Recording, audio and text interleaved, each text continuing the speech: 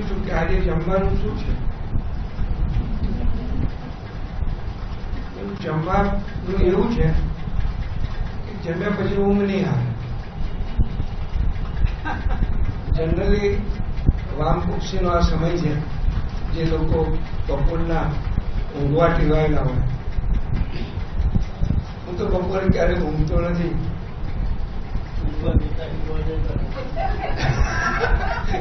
એવું નથી કરતો હર્ષિતભાઈ, કંઈક થઈ જાય તો આપણે લાચાર છીએ. મુરબ્બી ટોપીવાળા સાહેબ, સિરીજભાઈ, યાજ્ઞિક સાહેબ, મંચસ્થ હરિકૃષ્ણભાઈ પાઠક સાહેબ, અજયભાઈ અને ગીતુભાઈ, સવારથી આપણે કરુણ પ્રશસ્તિની વાત સાંભળતા આવ્યા છીએ. સંસ્કૃત, અંગ્રેજી, પછી હસીતભાઈએ જે ઉઘાડ કર્યો એ સ્મરણ સંહિતાનો. આ સ્મરણ સંહિતા પૂર્વે પિતૃતર્પણ લખાયું. પિતૃતર્પણ લખાયું 1910માં. આ એક એવા પ્રકારની કૃતિ છે જે આપણે ચર્ચા કરી. સ્વજનનું મૃત્યુ થાય અને એમાંથી જે સંવેદના ઉત્પન્ન થાય. આમ તો જેની પાસે સંવેદન નથી કશું સર્જન ના કરી શકે. પણ આ કવિની વાત કંઈક જુદી છે. અને કવિ નાનાલાલ,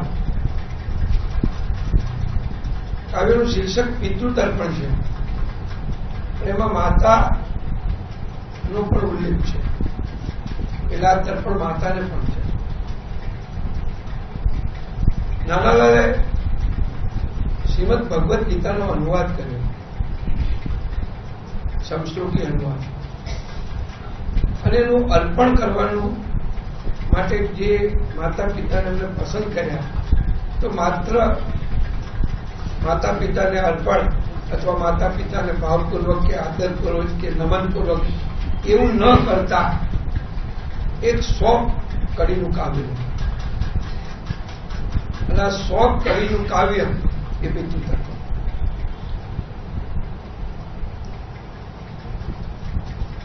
કરુણ પ્રશસ્તિ ની ભોય જે ગણી છે ને એ તો વેદના છે. કંઈક વેદના થાય, કંઈક દર્દ થાય, કોઈ લાગણી, કોઈ ઉભા, અને એના નિમિત્તે માણસ કઈ લખે. આવું લખનારા અનેક લોકો હોય છે. આ કરુણ પ્રશસ્તિ મને એમ પણ વિચાર આવે કે કોઈ માણસ ગદ્યની અંદર પણ સરસ મજાનું કરી શકે.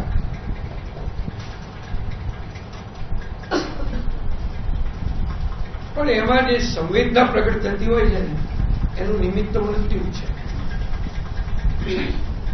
મૃત્યુ ના હોય અથવા કોઈ મૃત્યુ પામ્યું નથી તો કોઈ કાલ્પનિક કોઈ માણસ મરી જાય છે એવી કલ્પના કરીને કોઈ કરુણ પ્રશસ્તિ ના રચી શકાય. એટલે જે માણસ વિદાય થયો છે, જેની ચીર વિદાય થઈ છે, એનું સ્મરણ થાય, એને યાદ કરે. અને યાદ કરે એટલે અનેક ભૂતકાળના પ્રસંગો યાદ આવે. એમાં સારા ખોટા હોય, ખાટા મીઠા હોય, ક્યારેક દુભાયા હોય કે દુભવ્યા હોય એની વાત પણ હોય. પણ વસ્તુ તો વાત એવી છે કે પોતાના મનની અંદર જે ભાવ ઉભો થયો છે અથવા તો જે ભાવ હાવી થઈ ગયો છે, જેનો ભાર છે, એ ભારમાંથી મુક્ત થવા માટે આ લેખન એક પ્રકારનું ઋણ ચૂકવવાનું હોય અથવા ઋણ ભાવ કહીએ એ પણ આ કાવ્યના સર્જન પાછળ રહેલી ઘટના છે.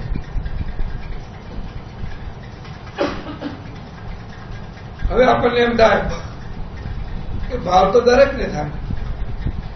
માતા પિતા મળી જાય, પુત્ર મળી જાય, ભાઈ મળી જાય, ભત્રીજો મળી જાય, મૃત્યુ ગમે જેની સાથે તમે નિકટ છો એમાં તો કોઈનું પણ મૃત્યુ થાય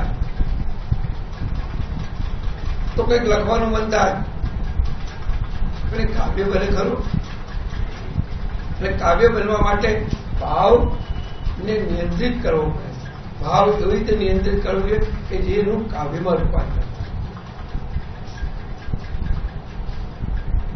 એટલે કાલા ગેલા જે કઈ શબ્દો આપણને આવડે એ આપણે શબ્દસ્થ કરીએ અથવા એને કવિતામાં ઢાળી દઈએ, એ છંદમાં હોય કે છંદ વગર, પણ એક ઉભરો જરૂર હોય છે.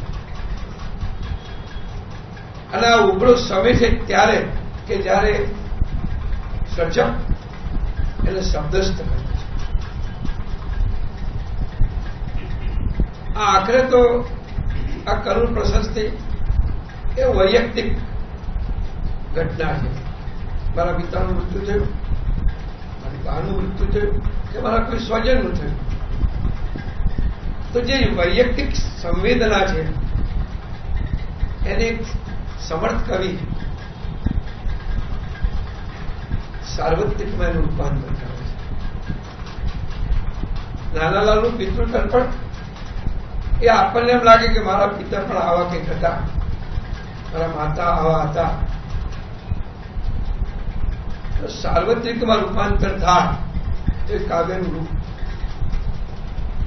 પામે છે. નાનાલાલનું આ કાવ્ય વિશિષ્ટ અને જુદા પ્રકારનું એટલા માટે હું કહું છું એટલે એમાં છે એટલે કહું છું કે નાનાલાલને પિતા તરફ કઈ બહુ લગાવ નતો, કઈ ખેંચાણ કરી. પોતાના પિતાની હયાતી દરમિયાન તો કે પિતાના વશમાં રહ્યા નથી, અને વશમાં ના રહ્યા તો કઈ વાંધો નહીં, પણ તોફાને ગયા ગયા. અને દરબાર તમને ચિંતા પણ રહ્યા કરતી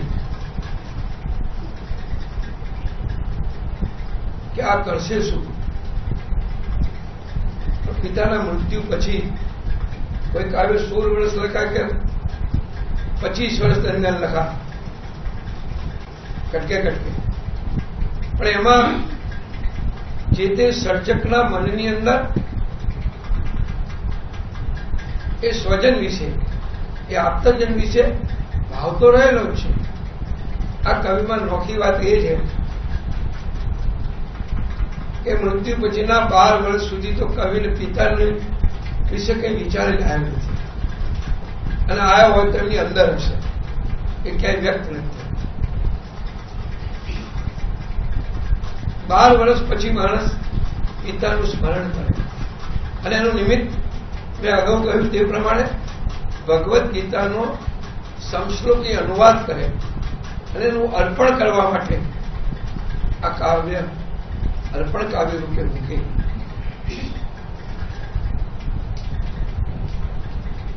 એટલે જેના પ્રત્યે કોઈ લગાવ નથી, ખેંચાણ નથી, એક રીતે તો સૌને પણ ખબર છે કે પિતાના વશમાં પણ નથી. એ વ્યક્તિ 12 વર્ષ પછી પોતાના પિતાને અને પછી આંશિક રીતે માતાને યાદ કરીને આ કાવ્યનું સર્જન કરે છે. એટલે અંદર રહેલો ભાવ છે ને એ બરોબર ઘૂંટાયેલો ભાવ છે.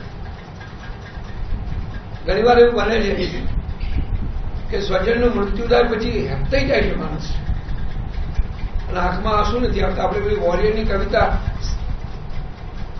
નું સ્મરણ આપણને સૌને છે કે પતિ પડ્યો છે અને પત્નીના આંખમાં જરાય આંસુ નથી. She must weep or she will die. જો રડશે નહીં તો મૃત્યુ પામશે. તો નાનાલાલને પણ કંઈક એવા પ્રકારનું બન્યું છે કે 12 વર્ષ સુધી પિતાને કશું પણ એમને યાદ કર્યા નથી, અને 12 વર્ષ પછી એ પિતાને યાદ કરે છે. આ સ્મરણની ભૂમિકામાં એમને તો ના થાય, તો આપોઆપ એમના મનના વિચારો, એટલે જેવું ચિંતનનું તત્વ આપણે કહીએ છીએ એ સહજ રીતે આવે. પણ કઈ ચિંતન લાવવા માટે નાનાલાલ લાવે એવા કઈ એ કવિ હતા. આ ભાવ અને સંવેદન પાછળ જે વેદના છે એ વેદના પણ આપણને આનંદ આપે છે.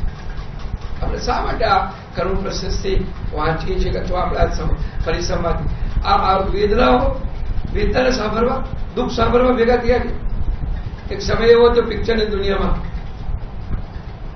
કે થિયેટરમાં જઈને રોતા હતા તો જોવા જતા. હવે આખી ફિલ્મની દુનિયા જુદી થઈ ગઈ છે. વ્યક્તિ નિયત હોય અને સમય પણ એનો નિયત જ હોય કે આ સમય છે, પણ એનું મેં અગાઉ કહ્યું એને સર્વકાલિક નહીં કહેવામાં આવે. તો 106 વર્ષ પૂર્વેનું આ કાવ્ય આપણને આજે આ 106 વર્ષ બોલું છું ત્યારે મારી પહેલા 106 જણ બોલી ગયા છે. કદાચ 106 કરતા વધારે બોલ્યા હશે અને લખાયું પણ હશે એના વિશે ઘણું.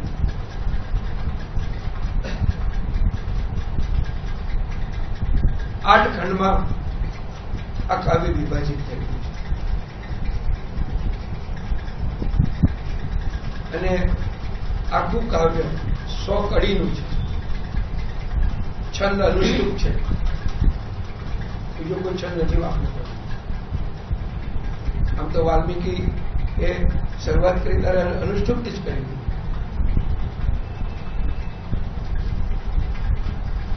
અને આ છંદની જે કઈ ક્ષમતા છે એનો નાના ભલે છંદ છોડી દીધા, પણ છંદ ઉપરનો કાબુ પણ અદભુત હતો. તો એ છંદનો જેટલો ઉપયોગ કરી શકાય, એની ક્ષમતાનો જેટલો ઉપયોગ કરી શકાય એ નાનાલાલને બહુ સરસ રીતે કર્યો છે. આ પ્રશસ્તિમાં અનુરાગનું કોઈ તત્વ પહેલા નહોતું, પણ પછી તો 12 વર્ષ વયા અને 12 વર્ષે કવિ તાર સ્વરે બોલે છે. હજી એ ચક્ષુમાં તોહે પ્રવેશો પૂર્વના રમે. એક કલ્પના કરી જોઈએ કે નાનાલાલ પોતાના ખંડમાં કે ક્યાંક બેસીને જયારે આ કાવ્યનું લેખન પ્રારંભ્યું હશે તો આમાં એક સરસ મજાનું ચિત્ર, હજુ એ ચક્ષુમાં તોહે પ્રવેશો પૂર્વના રમે. આગળના બધા જ પ્રવેશો રમે છે. એક ભીની વાદળી વરસી છે અને ભીતરના ઉછારે નાનાલાલ પિતાના ગુણનું ગાન ગાય છે. નાનાલાલમાં અતિશક્તિ હોય જ. 15 પછી 1933 જયારે કવિશ્વર દલપતરામ લખે છે નાનાલાલ, 4 ખંડમાં છે, 3 ભાગ પર 4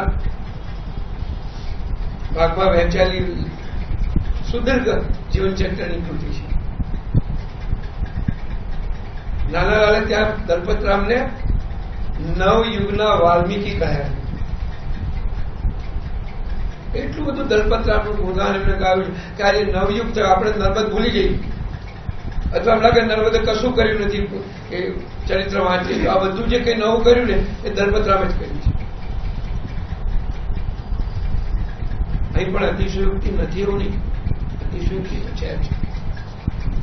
અને શબ્દો નાનાલાલ કઈ લેવા જેવા પડતા નથી, પણ ક્યારેક એ શબ્દો આપણને એમ લાગે મોંમાં કઈ બહુ વધારે ગળ્યું પડી ગયું, મોં ભાંગી પડે એવું પણ ક્યારેક લાગે.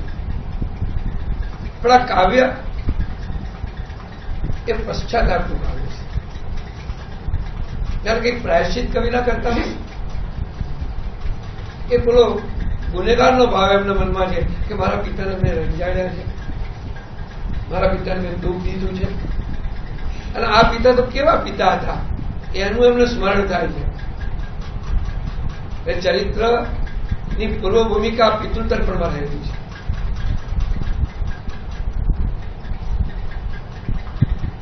બકા ઠાકોર આ પિતૃતર્પણ માટે એમ કહે છે કે ઉત્તર યુગે પૂર્વ યુગ સમક પશ્ચાતાપ, એક આખા યુગે નાનાલાલ દ્વારા માત્ર નાનાલાલ નહીં પણ નાનાલાલના આખા યુગે જાણે દલપતરામનું જે સ્મરણ કર્યું છે અને એમને કવિએ જે તર્પણ કર્યું એમાં આખા પછીનો યુગ એક યુગ અને બીજો યુગ. બે પેઢી વચ્ચે વૈચારિક અસમાનતા તો રહેલી જ હોય. ગાડીમાં જતા આવીએ ટેપ ચાલુ કરીએ તો જો આપણા સંતાનો બેઠા હોય તો એની રુચિ જુદી હોય, આપણી જુદી હોય. રાજ કપૂરનું એક સરસ વચ્ચેનું પિક્ચર છે, એમાં 3 પેઢી વચ્ચેનો જે તફાવત છે, રાજ કપૂરનો અભિનય પણ એટલો સરસ. ભગત સાહેબ કહે છે કે આને જો પિતૃ તર્પણ નાખો ને તો એક બીજું શિક્ષક શું છે કે આમાં તો યુગનું આ યુગ તર્પણ છે. અને રામપ્રસાદ શુક્લ નાનાલાલની આ અમરકૃતિ ગણાવે છે. અને અમરકૃતિ એટલા માટે ગણાવે છે કે એમને એમાં ઘણો તો વ્યાપ દેખાયો છે. એમાં એમને જે પશ્ચાતાપ નાનાલાલે કર્યો એ પશ્ચાતાપની સચ્ચાઈ દેખાય છે. માત્ર આલાપ કે શબ્દનો આલાપ નથી, આ અંતરની વાણી છે. 101 કડી અને 8 ખંડ કડીના એમને છે ને કે પ્રાસનિક છે અને છંદ મેં અગાઉ કહ્યું એ પ્રમાણે એનો પૂરેપૂરો સરસ ઉપયોગ નાના કરે છે. હવે અનુષ્ટુપમાં ઘણી બધી શક્યતાઓ રહેલી છે. આખી જયારે વાણી વધે છે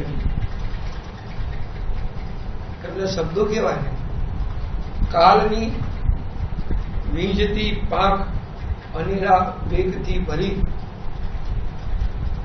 નેત્ર વીંચી ઉઘાડું ત્યાં આવે બ્રહ્માંડ.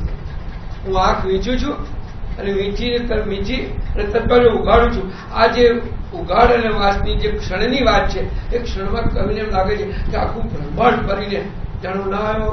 અને આ બ્રહ્માંડ એ કોનું બ્રહ્માંડ? દલપતરામ નથી. આ ક્ષણના સવાલ છે. કવિ પછી આ તો વસંતનો કવિ છે. વસંત તો વૈતાલિક છે. વસંત એમને ત્યાં ના લાવે તો ના બને એટલે તરતી કોકિલા ને યાદ કરે કે કોકિલ વસંતની અંદર ટવકા કરે છે. એ તો પ્રકૃતિનો ક્રમ છે કે વસંત આવે અને કોકિલ ના બોલે તો જ આપણને નવાઈ લાગે. તો કે હવે તો બારે માસ બોલે. કોકિલ દ્વારે માં વસંત કોકને દેખાતી તો આપણને તો વાંધો ના હોઈ શકે.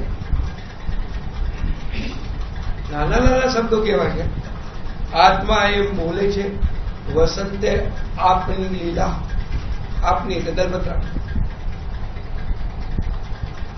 મને એમ થાય કે આ લીલા જેવો શબ્દ નાના દલપતરામ માટે કેમ વાપરતા હશે? લીલા શબ્દના આપણા મનની અંદર જે એની અર્થછાયા છે એ અર્થછાયા એવી ને એવી અહીં નથી. આ લીલા એ દલપતરામનું જીવન શૈલી છે.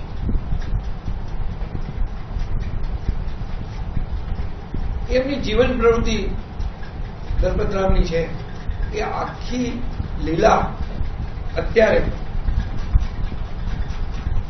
નાના યાદ કરે છે. અનેક સ્મૃતિઓ ધીમે ધીમે જાણે પ્રવેશતી હોય એવું લાગે છે. કાવ્યમાં જે ફોર્સ છે, વેગ છે, વાંચીએ ત્યારે આપણા મનની અંદર સડસડાટ વાંચતા આવીએ અને પછી રોકાઈએ અને એનો અર્થ સમજીએ. કવિ આ તો મોટો કવિ છે અને અનેક જાતની પ્રવૃત્તિઓ કરે. સ્મરણો ટવકે છે. આમ તો સ્મરણ તો ભાવાચક શબ્દ છે પણ કવિના મન પર આ બધું છવાવા મળે છે. અને એમ કરતા આમાની ડાળ મોરી એવું કહીને કહે છે આત્મા એ મુજ મોહર્યો. મારો આત્મા મોહરે છે. આ માત્ર ઉપરની વાત નથી. મારા અંતરમાં પણ કંઈક એવો ઉગાડ થયો છે. અને આ બદલાયેલી પરિસ્થિતિ છે. નાનાલાલની પૂર્વ ની પ્રવૃત્તિ અને અત્યારે પિતાને યાદ કરે છે ત્યારે એ બે વચ્ચેની એમની માનસિક પરિસ્થિતિ પણ બદલાયેલી છે. અને નાનાલાલ જે વસંતને લઈને આવે, સાધુ સંતોને પણ યાદ કરે, એ હરિની રસ હોરીઓ ગાય છે. કવિ શું કરે? હું તે લઈ આ વીણા સ્મરું છું ગુણ આપના. હું તે લઈ આ વીણા સ્મરું છું ગુણ આપના. પુણ્ય શ્લોક પિતા મંત્રો જપું છું. બધું જ કહી દીધું નાનાલાલે. જે કઈ પોતાને માફી માંગવી હતી ને એ આ પુણ્યશ્લોક શબ્દમાં જ કહી. અને પછીના વાક્ય, હું તમારો આ મંત્ર ભણું છું ને એ પિતૃજાપના ભણું છું.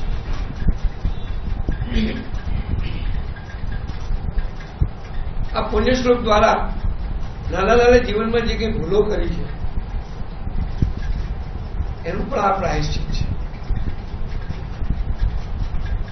અહીં 2 ખંડ પૂરા થાય છે. પહેલા ખંડમાં 6 કડી, બીજા ખંડમાં 3 કડી.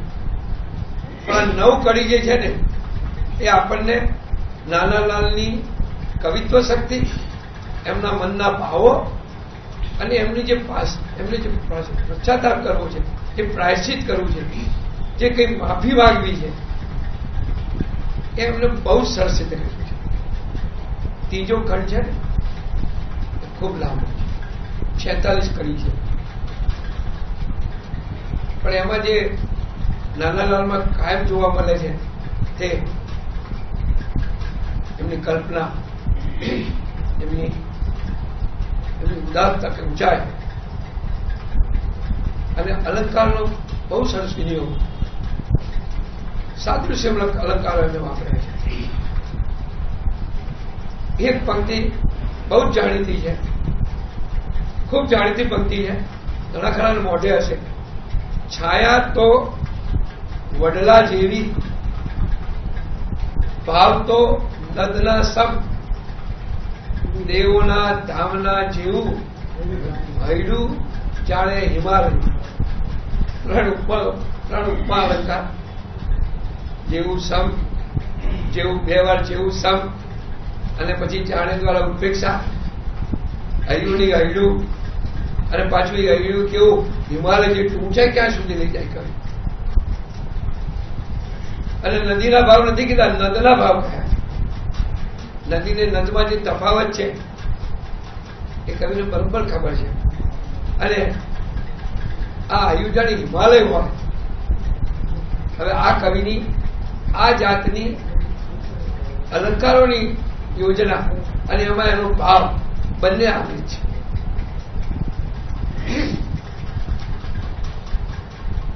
હવે આ 46 કડી છે ને એમાં તો નાનાલાલનું આખું ચિત્ર આપણને આપ્યું, કઈ બાકી ના આવ્યું. કાલે એક મિત્ર સાથે વાત કરતો હતો, મને કે નાનાલાલમાં શું છે? જેમ ગાંધીની લાકડી છે, દલપતરામની લાકડી નાનાલાલ યાદ કરી, શીશમની લાકડી. નાનાલાલ પિતાને કેવી રીતે સ્મરે છે? શ્વેત વસ્ત્રો સદા ધાર્યા, પ્રાણની શ્વેત પાંખ સાથે, તેજ વાગા સજી જાણે ફિરિસ્તો કો મનુષ્ય. આપણે તો કોઈ નાના દલપ્રતાપને જોયા નથી, અને એના જે તસવીરો મળે છે, ફોટોગ્રાફ્સ મળે છે, એ પણ બ્લેક એન્ડ વ્હાઇટ જ હોય.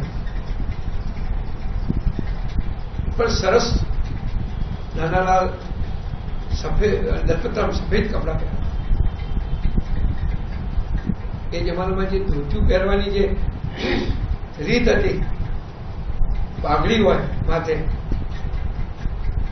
હાથમાં લાકડી હોય, અંગરખું નાખ્યું હોય.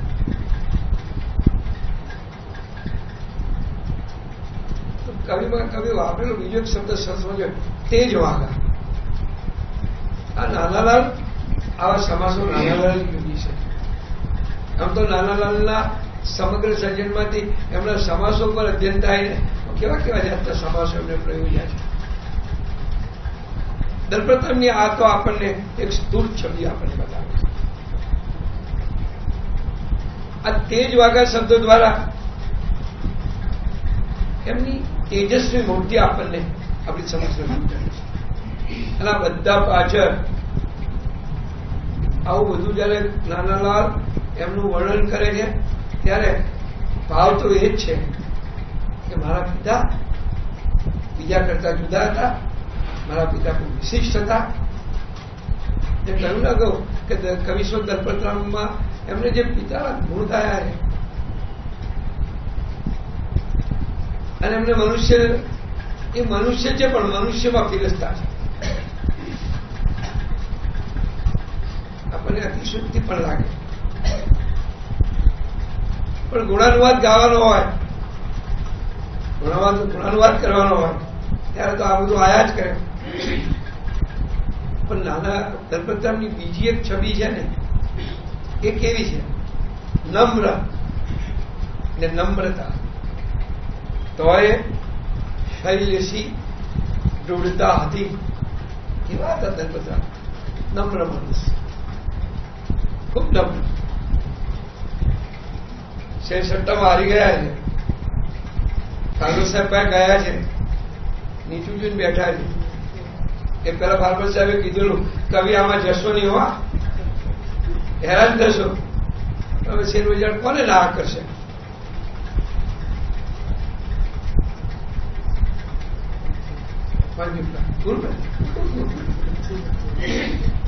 નમ્ર અને નમ્રતા. અને પછી ફાર્મર સાહેબ પૈસાની વ્યવસ્થા કરી આપે છે પણ એમ કહે છે, બહુ સરસ શબ્દ છે ફાર્મર સાહેબના, કવિ ફસાયા ને કવિ કશું બોલતા નથી. ફાર્મર સાહેબ એનું પૈસાની વ્યવસ્થા તો હજી ફાર્મર ઉપરનું વિરણું કાવ્ય કેવો મિત્ર હશે. ચાલ ધીમી ધીમી તો એ ખંતથી વેગેલી ગતિ. એક બાજુ નમ્રતા, બીજી બાજુ દૃઢતા, કેવી શૈલ જેવી. આ દલપતરામની વિશિષ્ટતા હતી. પણ એમાં વેગ નહોતો એવું નહીં હોવા. ઘણું બધું કરીને કેટલાય કાવ્યો એમના આપણને દલપતરામને કે લોકોને કંઠસ્થ હતા. નાનાલાલ એમની લાકડીને નથી બોલ્યા અને દલપતરામને બ્રહ્મર્ષિ કહે છે. આ બ્રહ્મર્ષિ શબ્દ એ સમયની અંદર ખૂબ પ્રયોજાતો શબ્દ છે. પણ પછીની એક પંક્તિમાં ના એમને દલપતરામ વિશે જે વાત કરવી છે, આદ્ય દૃષ્ટા આ યુગના કવિ છો, શુદ્ધધાર છો. આદ્ય દૃષ્ટા આ યુગના કવિ છો, શુદ્ધધાર છો, ને નવજીવન કેરા ઋષિ છો, સ્મૃતિકાર છે. શું નાના પિતાને બધું જણા આપી દીધું છે. અને પછી કહે છે કે તમે ભવિષ્ય વેચતા છો.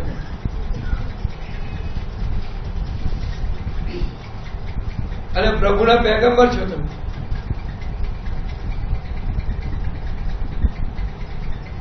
અને ગુર્જર રાષ્ટ્રે જે કેવી ઘોષણા કરવી છે એની તમે કરવી છે. એટલે આધુનિક યુગનો જે પ્રવેશ નવયુગના જે આગમન થયું એ બધાની વાત દલપતરામમાં જ છે. આ આખી પ્રશસ્તિમાં નાનાલાલે બધા જ દલપતરામના પાસાને વળી લીધા છે. અને આ 46 કડીમાં આ ત્રીજો ખંડ પૂરો થાય છે. પણ એની છેલ્લી પંક્તિ છે ને ખૂબ જાણીતી પંક્તિ છે. શું શું સંભાળું તે સીસી પૂજું પુણ્ય વિભૂતિ, પુણ્યાત્માના ઉડાડો તો આબ જેવો આઘાત છે. પિતા માટે એમને એક પુણ્યાત્મા કરી. આખું કાવ્ય કરુણ પ્રશસ્તિનું છે. અને એમાં પશ્ચાતાપ છે. બધી જ વાત છે ને એ કવિએ પોતાને મનમાં જે કંઈ પ્રાયશ્ચિત કરવું છે એના માટે જ લખેલું. ચોથા ખંડની અંદર જે અગાઉ મેં વાત કરી એ પોતે ચોથા ખંડમાં કરી છે.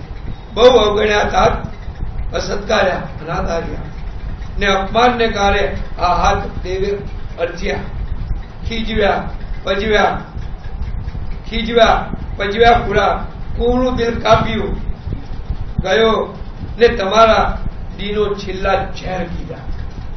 સૌ ગયું. મેં કઈ બાકી નહોતું લાગ્યું પિતા?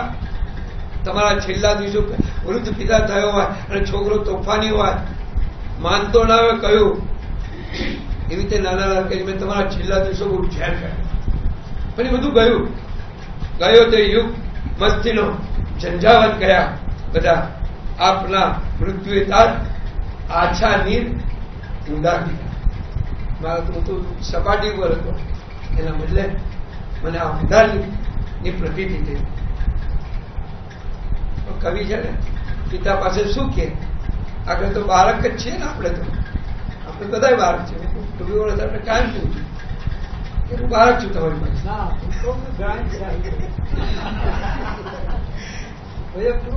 છેવટે કહે છે કવિ, રમીને ભમીને હું આવ્યો છું આપ છાયમાં, દેજો એ છાયડી સીરી દીધી છે જેમ કાયા. હું રમી ભમીને બધે છેવટે તમારી પાસે જ આવ્યો છું. ચોથો ખંડ અહીંયા આગળ આ પંક્તિ આગળ પૂરો થાય છે. અને પાંચમા ખંડમાં કવિ આગળ કહે છે, અંધારી રાત્રિ ઊંડા શબ્દોમાં અંધકારના બોલે છે ઉર્વા એવા શબ્દ કો ભૂતકાળના. આખો ભૂતકાળને યાદ કરીને હું પણ આ એટલું જતું કરીને આગળ ચાલુ છું. અને છઠ્ઠા ખંડમાં માતાની પ્રશસ્તિ છે. એ રેવા નદી સાથે માતા રેવાનું ને સરખાવે છે અને અનુત્તમ કહે છે. સાતમા ખંડમાં 4 જ કડી છે અને આઠમા ખંડમાં કવિએ સમાપન કર્યું છે. એ સમાપન પાસે હું મેં વાત કરી હતી કે ભગવદ્ ગીતાના અનુવાદ ફરી અંજલિ અશ્રુની કરું છું ફરી અંજલિ અશ્રુની કરું છું આ હું અર્પણ, સત્કારો સ્નેહની સેવા પુત્રનું પિતૃત્વ. આ હું તમને આ ગુજરાતી ભાષામાં મેં આ સંસ્કૃતને અહીંયા અનુવાદ કર્યો છે. એ આખું તમને અર્પણ કરું છું. એ અર્પણ નિમિત્તે પોતાના પિતાને યાદ કરી. અંદર તો શોક છે, અંદર તો વેદના છે. જે કંઈ ભૂતકાળમાં કર્યું છે, જે તોફાન કર્યા છે, એ બધામાંથી કવિને જે પશ્ચાતાપ થાય છે, આ આખી રચના એ પશ્ચાતાપની રચના છે, કવિના પ્રાયશ્ચિત રચના છે. અને એમાં આપણને ગુજરાતી ભાષામાં કરુણ પ્રશસ્તિનું જે આપણે હસીભાઈ આપણને સવારે સ્મરણ થઈ, એમાં તમને ઇન મેમોરિયલનું પણ સ્મરણ કર્યું. આમાં કોઈ એવી અસર છે નહીં. આ નાની અંદરની વાણી છે અને અંદરની વાણી આ એક સરસ મજાની કલમ પ્રશસ્તિ છે. આભાર પ્રભુભાઈ. હવે આપણો બીજો વક્તા છે ડોક્ટર અજય રાવલ.